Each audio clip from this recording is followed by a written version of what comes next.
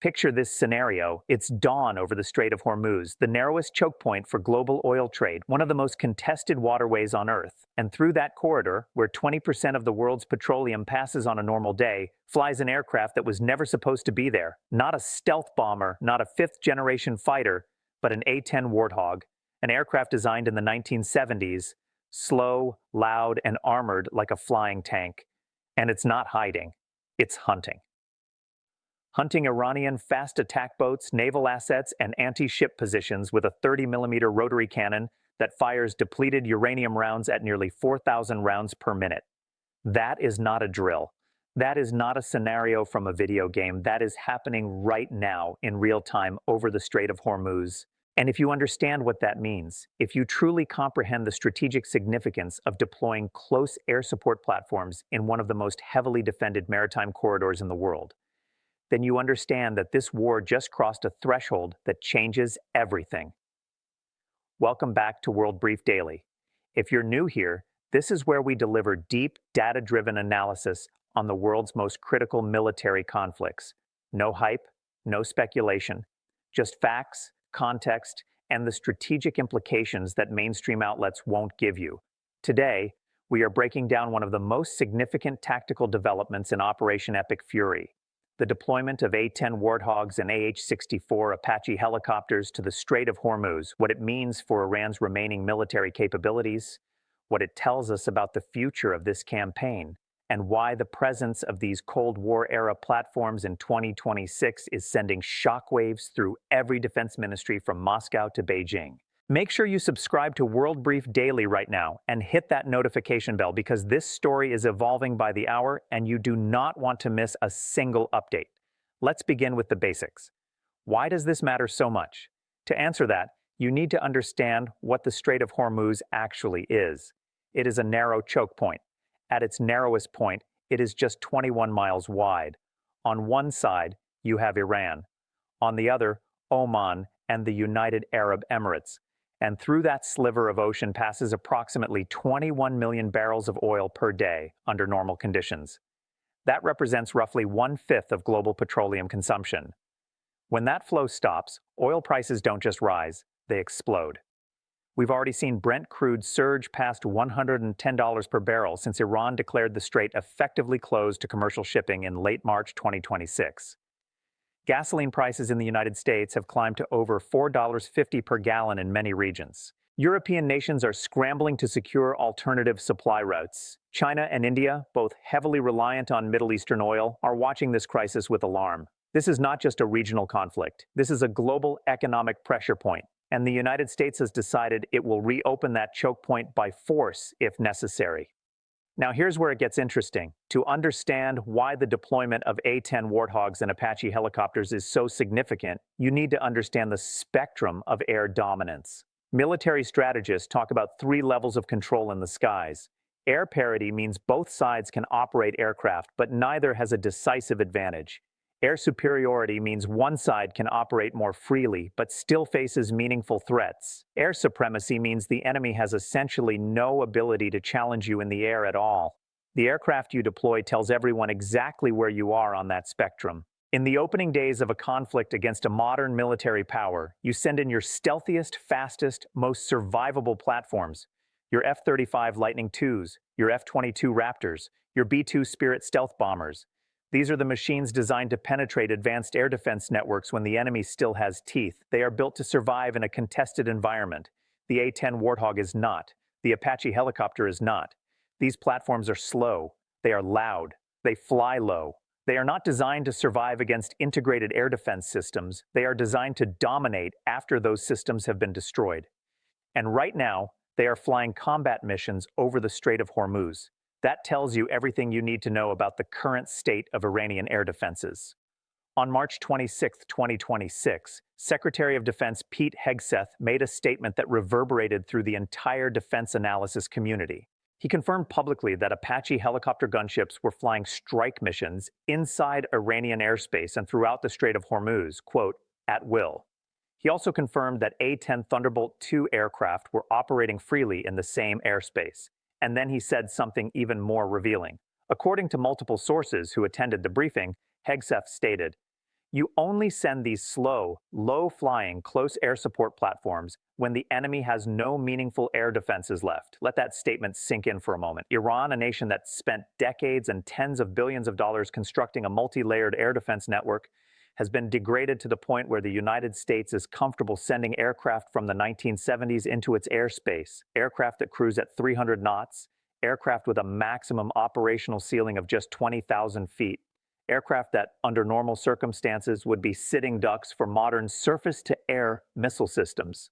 But these are not normal circumstances. Iran's air defenses are not intact. They are in ruins. Before we go any further, if you haven't already subscribed to World Brief Daily, do it right now. This conflict is moving faster than any single news cycle can capture, and we are here every single day to break down what's really happening. Not just the headlines, but the strategic depth behind them. Click subscribe, turn on notifications, and let's continue.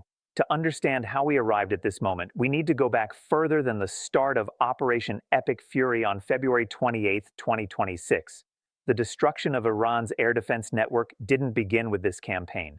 It began more than 8 months earlier. In June 2025, the United States and Israel launched Operation Midnight Hammer. That was a coordinated air campaign targeting Iran's nuclear infrastructure. Enrichment facilities at Fordo and Natanz were devastated. The metallurgy complex at Isfahan was destroyed.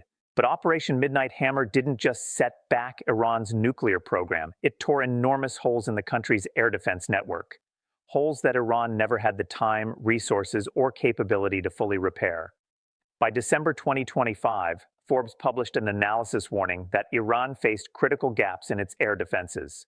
Former Iranian President Hassan Rouhani went public with a stunning admission. He stated, quote, "The skies over Iran have become completely safe for the enemy. We no longer have real deterrence." That was not propaganda. That was an acknowledgement of strategic failure, and it was accurate. According to Army Technology's reporting in early 2026, Iran possessed approximately 100 air defense launchers across the entire country at the start of Operation Epic Fury. 100 launchers. For a nation covering over 636,000 square miles, that is catastrophically insufficient. For comparison, during the height of its defensive preparations, Iran was estimated to have over 400 launchers, including Russian-made S-300 systems, domestically produced Bavar 373 batteries, and older systems like the SA-6 and SA-2.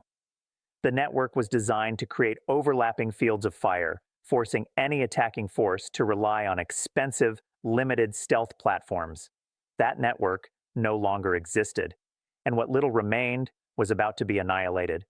Within the first 24 hours of Operation Epic Fury, Israeli Defense Forces Chief of Staff Lieutenant General Eyal Zamir stated publicly that 80% of Iran's air defense systems had been destroyed or disabled. 80% in one day. That is a staggering figure. It represents one of the most comprehensive suppression of enemy air defense campaigns, or SAD campaigns, in modern military history. But here's the critical detail.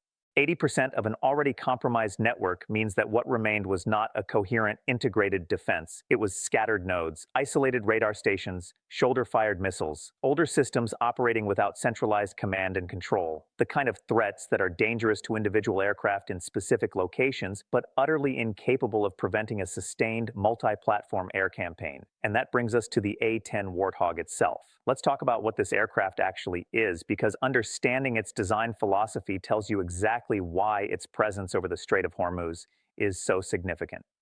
The A-10 Thunderbolt II was designed in the early 1970s for one specific purpose: close air support. It was built to fly low and slow over the battlefield, providing direct fire support to troops on the ground. It was designed to survive, not by being stealthy or fast, but by being tough. The cockpit sits in a titanium bathtub, armor plating capable of withstanding hits from 23mm cannon fire. The aircraft has redundant flight control systems. It can lose one engine, one tail fin, and half a wing, and still make it home. There are documented cases of A-10s returning to base with massive battle damage that would have downed any other platform. It is a flying tank, but it is not invincible. The A-10's maximum speed is approximately 420 miles per hour. That is slower than many World War II fighter aircraft. Its cruising speed is around 300 knots. Its service ceiling is 20,000 feet. To put that in perspective, the Russian S-300 air defense system, which Iran operates, can engage targets at altitudes exceeding 90,000 feet and at ranges beyond 90 miles. Under normal circumstances, sending an A-10 into airspace defended by S-300 batteries would be suicide. The aircraft would be detected, tracked, and destroyed long before it could engage any target.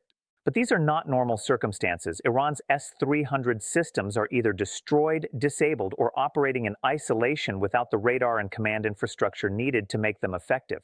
Now let's talk about the weapon that makes the A-10 legendary, the GAU-8A Avenger. This is a 7-barrel, 30mm rotary cannon. It is the most powerful aircraft-mounted gun ever built. It fires armor-piercing incendiary rounds and depleted uranium rounds at a rate of 3,900 rounds per minute. When the A-10 fires its cannon, the aircraft actually slows down in mid-flight due to the recoil. Each round weighs nearly a pound. A 2-second burst delivers approximately 130 rounds on target. Those rounds can penetrate the armor of main battle tanks. They can reduce fast attack boats to splinters. They can obliterate hardened positions, radar installations, and surface-to-air missile sites. And that is exactly what A-10s are doing right now over the Strait of Hormuz. According to reports from Flight Global on March 19, 2026, Chairman of the Joint Chiefs of Staff General Dan Kane confirmed that A-10 Warthogs were actively hunting and killing Iranian fast-attack watercraft in the Strait of Hormuz. He also confirmed that AH-64 Apache helicopters had joined the fight, operating along the southern flank of the strait and engaging Iranian drones and naval assets. The Wall Street Journal described the deployment as the opening salvo in what is now being called the Battle for the Strait of Hormuz. This is not a metaphorical battle. This is a sustained military campaign to forcibly reopen the world's most critical oil choke point by systematically destroying every Iranian asset capable of threatening commercial shipping. So what does that mission actually look like in practice? Iran's strategy in the strait has relied heavily on asymmetric warfare. Fast attack boats operated by the Islamic Revolutionary Guard Corps Navy, swarm tactics, anti-ship missile batteries positioned along the coastline, naval mines, and one-way attack drones. These are not capital ships. These are small, fast, expendable platforms designed to harass, threaten, and if necessary, sink commercial vessels and military escorts. Against large naval assets, these threats are manageable but persistent. Against an A-10 Warthog flying at 10,000 feet with a 30mm cannon and precision-guided munitions, they are target practice. The A-10s operating over the strait are reportedly carrying a mixed loadout. Mark 82 general-purpose bombs for larger structures and hardened positions. AGM-65 Maverick air-to-surface missiles, which have a range of over 17 miles and can destroy ships, radar sites, and missile launchers. AM-9 Sidewinder missiles for self-defense against drones and potential aircraft threats. And laser-guided rockets, including the Advanced Precision Kill Weapon System, or APKWS, which has proven extremely effective against small, fast-moving targets like drones. The combination gives the A-10 the ability to engage threats at multiple ranges and across a variety of target types. It is a flexible, devastating platform when operating in a permissive air environment. And that is exactly the environment it is operating in now. On March 30th, CENTCOM released footage showing a U.S. A-10 engaging what was described as an Iranian proxy militia position in southern Iraq. The video, captured from the aircraft's targeting pod, shows the A-10's cannon fire walking across a series of buildings and vehicles, reducing them to rubble in seconds. The footage is striking not just for the destruction, but for the casual nature of the engagement. The A-10 circles, locks on, fires, and moves to the next target. There is no evasive maneuvering, no indication of surface-to-air threats. The aircraft operates with total freedom of movement, and similar engagements are happening daily over the Strait of Hormuz. According to Secretary Hegseth's briefing on March 26th, the United States has struck more than 10,000 targets inside Iran since Operation Epic Fury began. 10,000 individual targets, not munitions expended, targets destroyed. That includes command and control nodes, missile production facilities, naval assets, radar installations, air defense batteries, drone manufacturing sites, and ballistic missile launch positions. The scale of the air campaign is unprecedented, and it has had measurable strategic effects. The U.S. has claimed that 92% of Iran's large naval vessels have been destroyed or disabled. Missile launches from Iran are down 90% compared to the early days of the conflict. At least 29 ballistic missile launch sites have been destroyed, according to satellite imagery published by the Washington Post. and four of Iran's most critical missile fuel production facilities at Sharud, Parchin, Kojir, and Hakimia have sustained damage that exceeds what they absorbed during the 2025 conflict. The strategic logic here is clear. Destroying missiles in their launchers prevents immediate attacks. Destroying the factories that produce the fuel prevents future attacks. According to CENTCOM Commander Admiral Brad Cooper, the goal is to, quote, systematically dismantle Iran's missile production capability for the future. This is not just about winning today's battle. This is about ensuring Iran cannot rebuild its offensive capabilities for years to come. But let's be clear about something. This does not mean the skies over Iran are completely safe. On April 3, 2026, just 2 days ago, the United States lost its first aircraft to enemy fire in over 20 years. A U.S. Air Force F-15E Strike Eagle was shot down over Iranian territory. One crew member was recovered within 24 hours. The second crew member was recovered after a prolonged search and rescue operation that reportedly came under fire. And during that same time frame, a U.S. A-10 Warthog went down near the Strait of Hormuz. The pilot was successfully rescued. Iranian state media claimed responsibility, stating that the A-10 had been shot down by Iranian air defenses. U.S. officials, speaking to the New York Times, disputed that claim. According to one well-placed source cited by Fox News, the A-10 was not brought down by a surface-to-air missile system, but by ground fire encountered during the rescue operation for the F-15E crew. The details remain contested. The Pentagon has not issued a definitive statement, but the fact remains: American aircraft are being shot down. This does not fundamentally alter the strategic picture. Iran still lacks a coherent, integrated air defense network.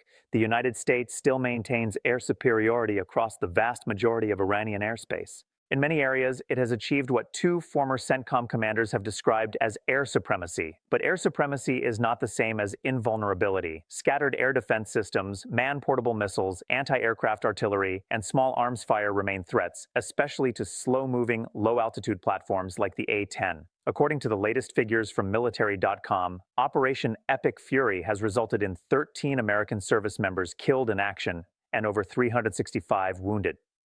The human cost of this campaign is real, and it is growing. Meanwhile, the broader strategic situation continues to escalate. President Trump extended Iran's deadline to fully reopen the Strait of Hormuz to April 6th. On April 4th, he posted on Truth Social that he had given Iran 48 hours before, quote, all hell will rain down on them. A senior Iranian military official rejected the ultimatum, calling it, according to CBS News, a helpless, nervous, unbalanced, and stupid action.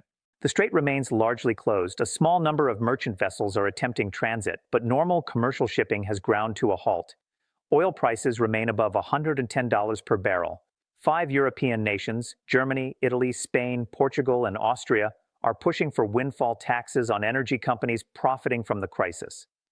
The global economic impact is intensifying, and the United States is preparing for the possibility of a ground operation.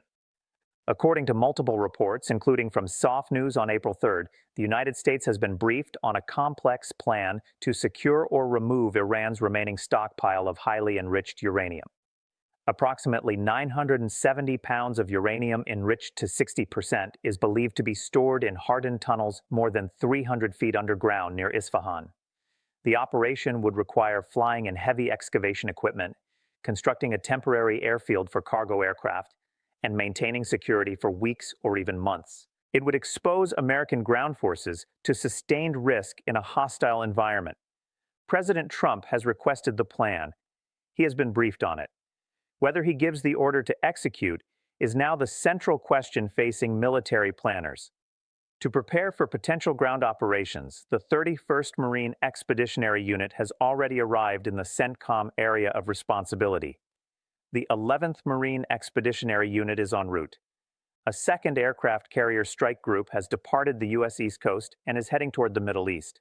2 EA-37B Compass Call electronic warfare aircraft, some of the most advanced jamming platforms in the U.S. inventory, have been redirected from Europe to the CENTCOM theater. Their mission is to deny, degrade, and disrupt Iranian communications, radar, and navigation systems. All the pieces of a ground campaign are moving into place, and the A-10 Warthog, the platform that the U.S. Air Force has been trying to retire for years, is proving indispensable. Air Force budget documents for fiscal year 2026 called for the entire remaining Warthog fleet to be phased out by 2027.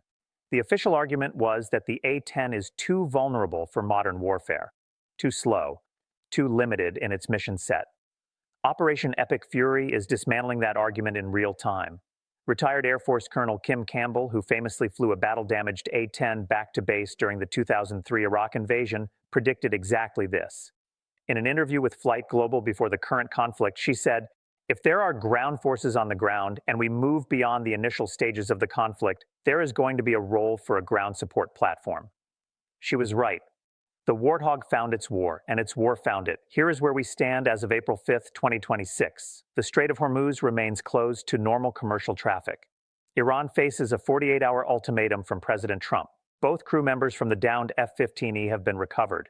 The pilot of the downed A-10 has been rescued. The United States is flying A-10 Warthogs and Apache helicopters over one of the most contested waterways on Earth, with near total freedom of movement. Ground invasion planning is actively underway, and the world is watching to see whether this conflict enters a new and far more dangerous phase.